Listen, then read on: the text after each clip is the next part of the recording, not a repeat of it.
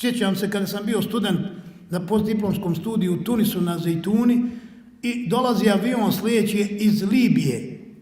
Čuveni predsjednik Libije, Muammar el Gaddafi, sleće u Tunis. Nekoliko aviona prođe, još ga nema, svi čekaju, pojavi se u nekom drugom, trećem, četvrtom avionu. Izađe. Jedna novinarka ga dočeka na aerodromu i pitaju ga razna pitanja. I znate šta mu jedna kaže, novinarka? Kaže, je li pokrivanje žene u islamu farz i obaveza? Ili je to neki adet i običaj? Sjećam se dobro, Gaddafi kaže, to je adet, to je nešto što je bilo u onom vremenu, vrijeme poslanika, ali islam. Sada nema potrebe za pokrivanjem.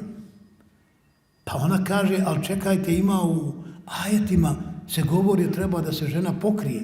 Jeste, kaže, tamo se spominje da spusti haljine niza se. Nije rečeno kako da se pokrije i koliko da se pokrije. Pa onda kažu, ali znate li vi, predsjedniče, da se to nalazi u brojnim hadisima poslanika, sallallahu alejhi ve sellem, i u životnoj praksi. Kaže, slušajte, Muhammed, nije rekao ni alejhi selam, kaže, Muhammed je čovjek i ja sam čovjek. On je tumačio Kur'an i ja tumačim Kur'an. Prema tome nema prednosti jedan na drugog.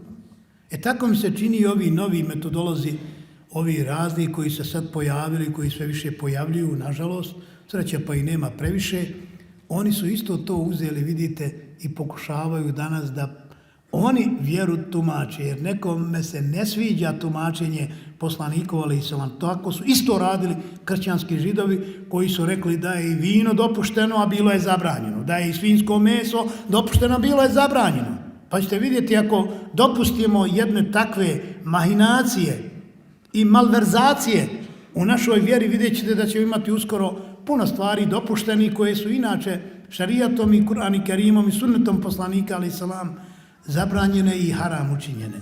Zato vodimo računa o tome.